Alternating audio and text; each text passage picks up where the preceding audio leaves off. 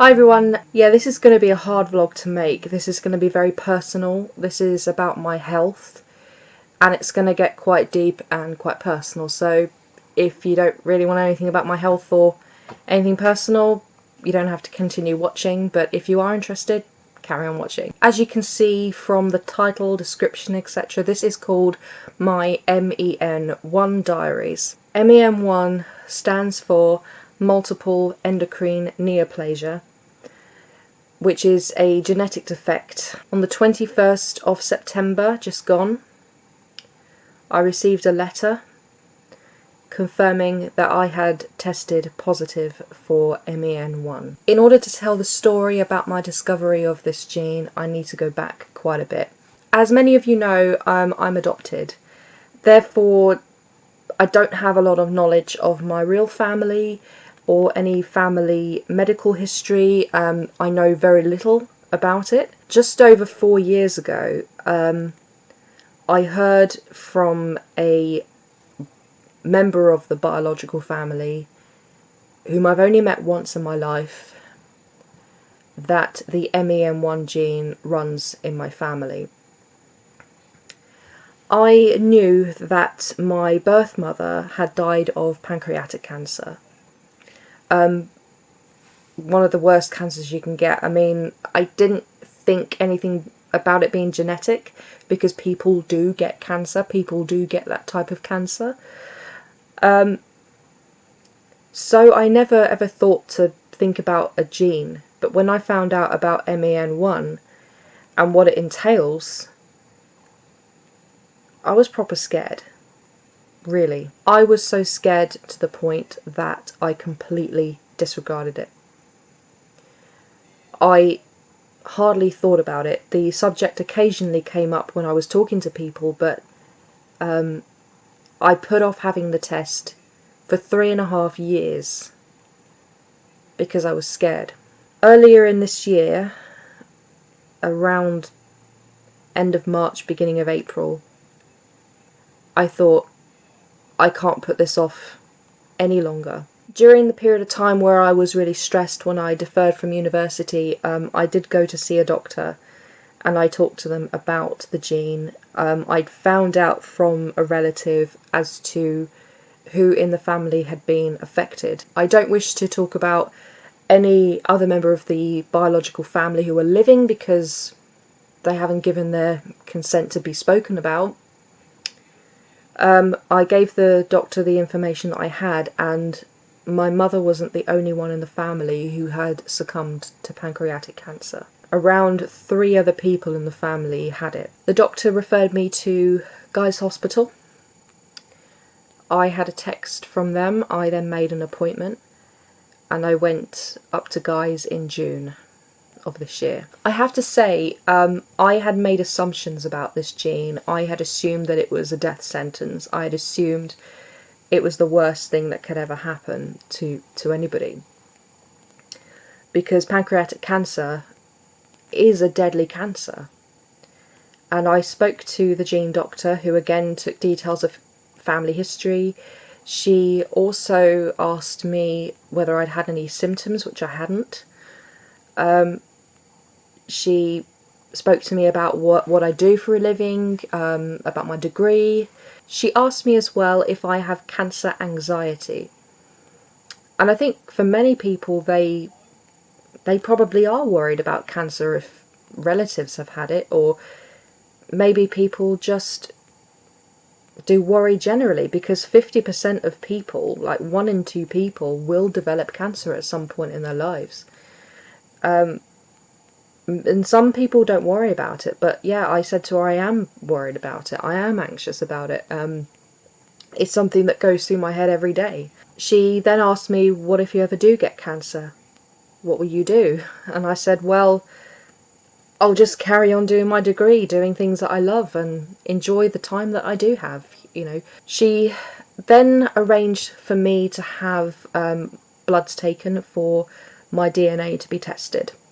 It took a long time for the test to come through. I came home Friday 21st September from work, and there was something waiting in the post for me. And when I looked at the envelope, I knew what the results were. The envelope wasn't just a letter, there was something very thick inside it, and usually that means they are giving you information, and they don't normally do that unless there's something that they need to give you information for.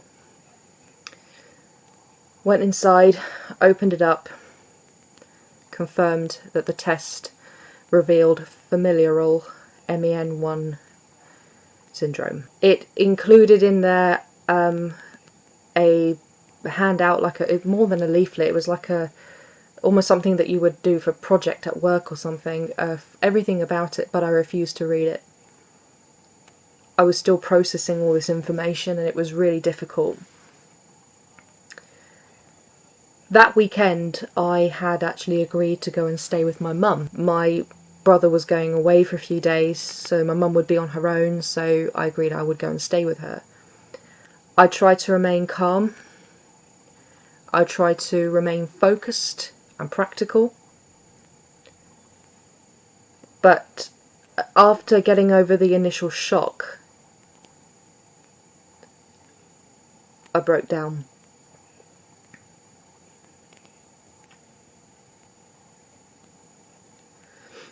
I found out that this gene is incredibly rare. It's 1 in 30,000 people have it. 90% of those who have it have inherited it. It's 50-50 chance. You only need one gene, not two, to have the condition. The Monday after I went to work, told my boss, and you know, they went very easy on me. Over the next few days I dared myself to do a bit of research online. I know you really shouldn't. And I found out a bit more about MEN1. Now, to give you an idea about what MEN1 is, it stands for, as I said at the beginning, it stands for Multiple Endocrine Neoplasia Type 1. The endocrine system consists of the pituitary glands, the thyroid, parathyroid, thymus, pancreas, adrenal glands. It can also the gene can also make lipomas, like fatty lumps appear over the body. In rare circumstances, people can develop lung tumours, carcinoid tumours. But what really had me worried was the pancreatic tumours. After doing a bit of research, I found out that complications due to this gene are actually quite manageable, and I joined a support group for it. I had a look at a website about it, and I read some case studies. And a lot of people find out that they have pancreatic tumours, but not necessarily pancreatic cancer. And sometimes even if it does become cancerous, they're usually very slow growing and easy to control. However, many times people have ended up having to what's called a distal pancreectomy, where the tail is removed, a Whipple surgery, which is where the head of the pancreas is removed, along with the duodenum, I think that's how it's pronounced, part of the digestive system. However, sometimes people end up having to have the entire pancreas removed, so they would become fully diabetic, completely dependent on insulin, many other medications, and of course with diabetes and the medications that people have to take could end up with further problems. Digestive issues are also a problem with MEN1. As I said, I've not really been that symptomatic. Certain things that I dismissed and thought nothing of apparently are due to this gene. Like, I get headaches quite easily. They're not like really bad headaches, like you think there's something wrong there. Just sort of like migraines on the left side. It sort of comes and goes. I thought that may be due to blood pressure or whatever.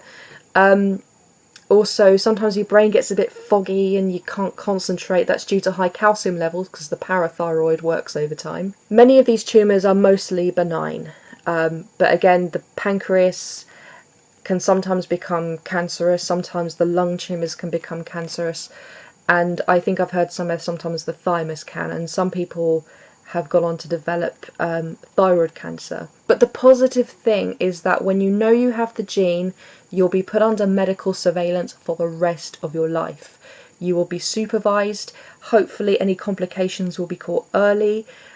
You can have counselling. You can talk to people who are also affected. It's also really good for education, because not even many endocrinologists out there have experience with this gene. It's so rare. I've met many people on the support groups who've been so helpful and so positive. After getting the letter, I then had to go back to Guy's for my preliminary screening. The first thing I had to do was have a consultation.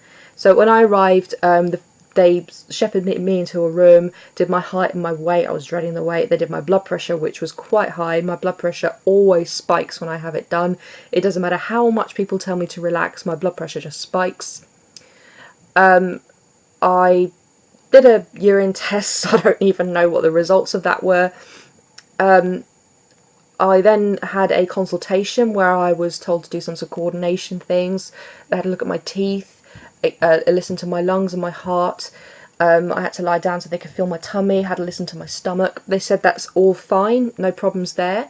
Going a bit more personal, they asked about my menstrual cycle. Now, my menstrual cycle's been a bit haywire the last 2 years, and I always put that down because my weight has been ballooning up and up. And it's down to diet, that's all it is. It's just down to me being a pig, basically. I love my food too much. I don't smoke, I don't drink, I don't take drugs, I don't go out partying. I used to really love fizzy drinks. I don't drink them anymore. As soon as I got the news about the gene, I stopped drinking fizzy drinks. Well, I say stopped. I did stop, but I've had the odd occasional one since. And I haven't really enjoyed it so much. It's not like when you go for a period of time without eating a certain food and it's like, oh, it's so nice. No, I didn't feel like that when I started drinking diet fizzy drinks again. No, I don't want them anymore. I don't need them anymore. At work I've been buying bottles of still mineral water and I feel so much better for it. I really do. But I really want to be much healthier, especially because the most common complication of MEN1 is parathyroid tumours, which causes hyperparathyroidism. Bit of a mouthful. That causes elevated calcium and vitamin D. And when you have very high levels of calcium, it can then have an effect on your kidneys. Anyway, back to my appointment.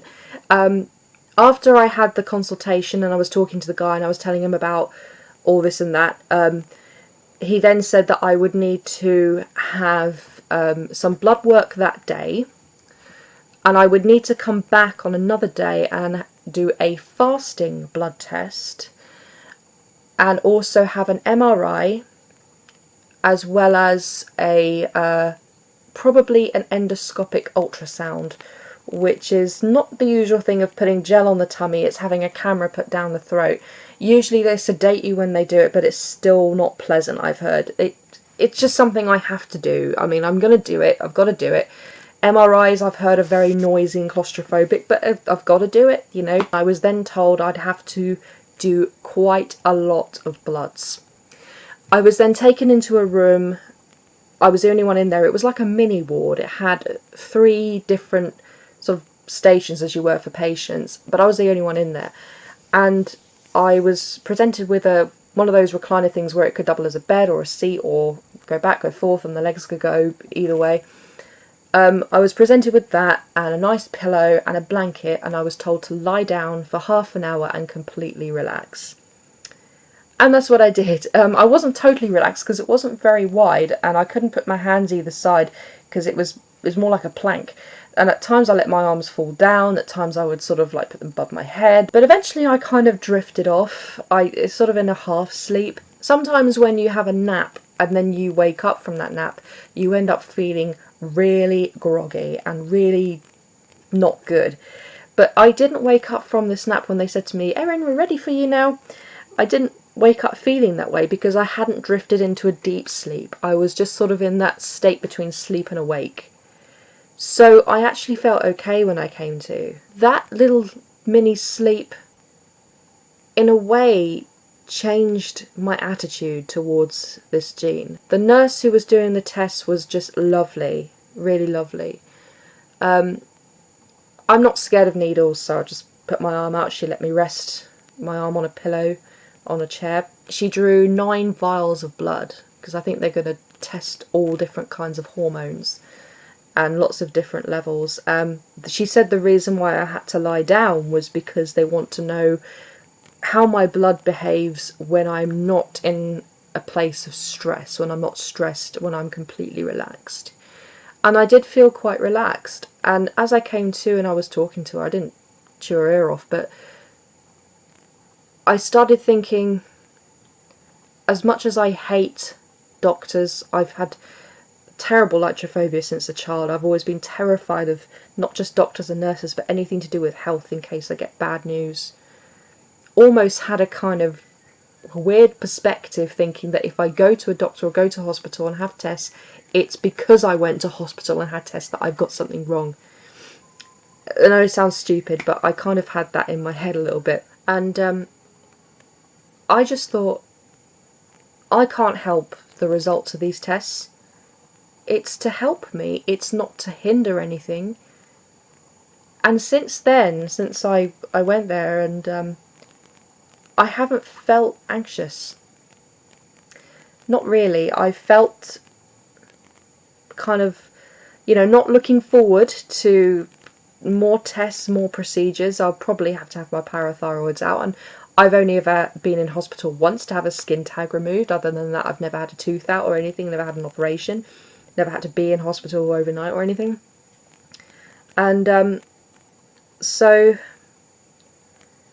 yeah, that's kind of daunting, but at the same time I'm not cut up about it. I'm not terrified. I'm thinking, I actually want to know what's going on. And if I'm already being affected by this gene, I would probably be kicking myself that I did nothing 4 years ago when I should have done. I had 3.5 years before I actually went to have the test in which I could have done something.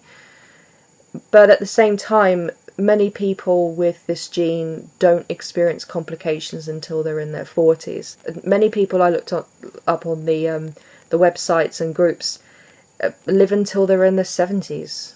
Or I think on one point some lived until they were in their 80s with this gene. Life expectancy with this gene is lower than the average because often people have to have their glands removed, so the hormones cannot produce in the right amount, so they have to be taken orally or injected. So that can sometimes lead to complications, and certain diets have to be followed. I am not looking forward to the tests, but I am looking forward to having answers. I'm looking forward to knowing what's going on, whether that be positive or negative. I will be documenting my journey for the foreseeable future. I'm going to be having scans and blood tests and other procedures, maybe even trial procedures or research. I might have to, be given a chance to take part in research, which will be great. Medical science is always advancing, and if I can help anybody, that would be brilliant. The main reason I'm making vlogs about this now is because it's therapy for me in a way. It helps me process it, helps me get it out. Also, it helps, I think, if you talk about it, that you can raise awareness about it. One of the things that helped me relax a bit was I had a phone conversation with the gene doctor shortly after I received the letter, and she assured me that the type of pancreatic cancer experienced with this gene is not the typical type that we're used to hearing about in the media. Like, some celebrities have very sadly developed this cancer and it's claimed their lives.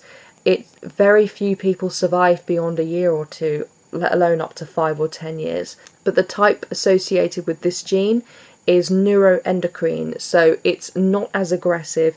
It can potentially become aggressive, but usually it's manageable with medication, monitoring, watching weight, injections and chemo, and sometimes they remove a portion of the pancreas, and that has often enabled people to continue with their lives as normal and be healthy. I'm in for a bit of a roller coaster over the next few weeks. Today is Monday, the 22nd of October that I'm filming this. We'll probably go out later, But as of yet, I haven't had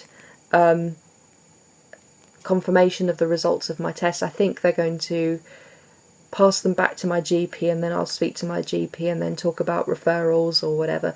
But I do know that in the next month or two I will be scheduled to have some scans, and I'm not looking forward to the endoscopic ultrasound, but again, it's not going to kill me. It's something I have to do. It's unpleasant and I'm not going to like it, but I have to do it. The hospital also offered to refer me to a psychologist for counselling. I'm not 100% sure. I'm going to try and deal with it myself, but if I ever find that it's very difficult, I may look into doing that. Yeah, I mean, I found out I have a gene which could eventually result in me developing cancer. I mean, I've got a 75% chance of developing pancreatic tumours, and in half of those cases, I think that's the statistics, they go on to become cancerous, but usually they're very easy to control, easy to treat, provided they're caught early and the right treatment is given. If you want to keep following my journey through this, as well as I'm going to do more autism diaries as well, then I suggest that you subscribe, turn on the notifications if you want to be notified, or just check back whenever you want. I've always had a very bad relationship with health professionals.